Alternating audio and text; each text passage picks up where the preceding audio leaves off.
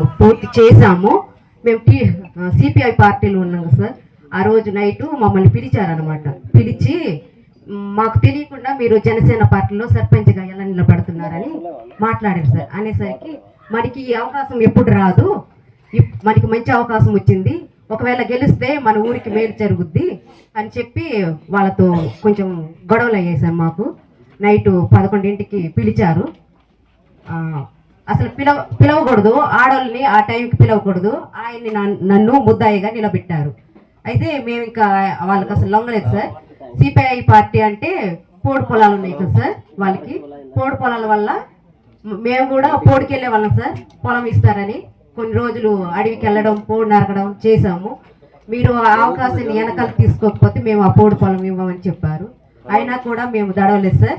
మమ్మల్ని అయితే కులం నుంచి వెళ్ళేస్తామన్నారు సార్. ఈ పార్టీలో నిలబడితే మేము దానికి కూడా దడవలేదు సార్. ప్రజలకి ఏదైనా మేలు చేయాలని ఆ సంకల్పంలో ఇంకా మాట ఇచ్చేసాము. మా మాట వెనక్కి తీసుకోమని చెప్పాము సార్. చెప్పేసరికి ఇంకా ఆ రోజు 12-11 దాకా వాదనలు జరిగాయి సార్. మాకు జరిగాక సార్ మీకు గుర్తుందో లేదో ఎమ్మెల్యే గారు సార్ మీ వెనకాల మేము అప్పుడే చెప్దాం అనుకున్నాం సార్.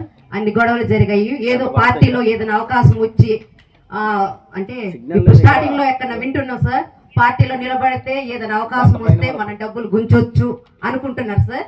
కానీ అలాంటి ఆలోచన అయితే మాకు లేదు సార్. మా ప్రజలు, మా ఊరు మూల గ్రామం సార్. అసలు రోడ్లు ఏం బాగోలేదు సార్. సిపిఐ పార్టీ వచ్చాక కూడా అసలు రోడ్లు లేవు, ఏం లేవు, చాలా ఇబ్బంది పడుతున్నారు సార్. సార్ మాట్లాడేది ఇంకొంచెం సార్, కొన్ని మంచి నీళ్ళు తాగుతుంది సార్. చాలా బాధపడుతున్నారు సార్. అది కూడా చూసుకోవాలి సార్. మీరు ఒకసారి మన వెల్లర్పాడు మండలానికి, ఉప్పు మండలానికి ఒకసారి వచ్చి ప్రజలు ఏం బాధపడుతున్నారు అవన్నీ తెలుసుకోవాలి సార్. మీరు ఒక్కసారి అని గెలిచారు, మా ఊరికి వస్తారేమో అని ఎదురు చూస్తున్నాం సార్. మీరు మాటలు ఇవ్వడమే సరిపోతుంది సార్. మా దగ్గరికి అయితే ఒక్కసారి రావట్లేదు సార్. సార్ పథకాలు అయితే ఒకరికి అందుతున్నాయి, ఒకరికి అందట్లేదు సార్. ఆ పథకాలు అందరికి అందితే సంతోషిస్తారు సార్. ఒకరికి అంది ఒకరికి అందకపోతే బాధపడుతున్నారు సార్. సార్ ఫ్రీ బస్ అన్నారు. ఫ్రీ బస్సు ఒకసారి ఆయనకి బాగోలేదని వెళ్ళాం సార్ రాజమండ్రి దాకా. ఫ్రీ బస్సుకి ఏంటి సార్, పేషెంట్లకి అసలు ఖాళీ లేదు సార్. అసలు అంటే డబ్బున్న వాళ్ళైతే మన మ్యాజిక్లు ఆటోలు మాట్లాడుకుని వెళ్ళిపోతారు. డబ్బు లేని వాళ్ళు అయితే ఫ్రీ బస్కి వెళ్ళాలంటే చాలా కష్టపడుతున్నారు సార్. అసలు సీట్లే దొరకట్లేదు సార్. చాలా బాధపడ్డాం. మీతో మీరు మొన్న వచ్చాక మాట్లాడదాం అనుకున్నాం.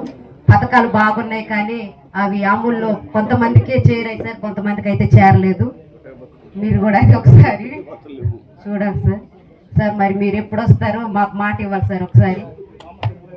సార్ ఇంకొకటి సార్, మా కులాన్ని మమ్మల్ని ఊర్లో నుంచి వెళ్ళేసిన టీడీపీ నాయకులు ఉన్నారు సార్ మా దగ్గర కొంతమంది.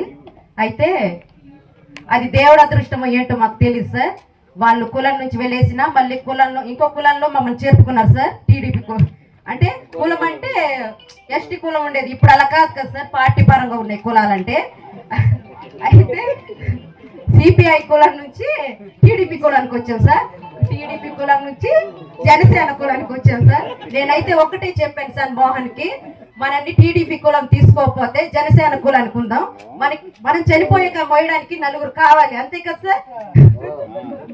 నేను అదే చెప్పాను మోహన్కి. అయితే ఆయన వినిపించుకోలేదు. ఒకవేళ వాళ్ళు మనం వద్దనుకుంటే మనం జనసేన కులానికే ఉందామని నేను ఖచ్చితంగా చెప్పాను సార్. ఇప్పుడైతే మన జనసేనకి సార్ ఇప్పుడు పనులు ఉన్నాయి కాబట్టి వీర మహిళలు కొంతమంది ఆగిపోయారు సార్. టీడీపీ వీర మహిళలు సార్ మీ వెనకాల వాళ్ళు కూడా చాలా తిరిగారు సార్. కానీ మిమ్మల్ని మీకు పరిచయం చేద్దామని మొన్న తీసుకొచ్చాం, అవకాశం లేదు. ప్రతి ఒక్కరిని పరిచయం చేద్దాం అనుకున్నాం సార్. సార్ ఒకసారి మీరు వచ్చాక వాళ్ళతో కలిసి మాట్లాడాలి సార్, వాళ్ళ సమస్యలు తెలుసుకోవాలి సార్. ఇంకా ఉన్నాయి కానీ మర్చిపోయారు సార్. మీరు మాత్రం మా దగ్గరకు వచ్చాక అయితే మా సమస్యలన్నీ తెలుసుకొని అవి సార్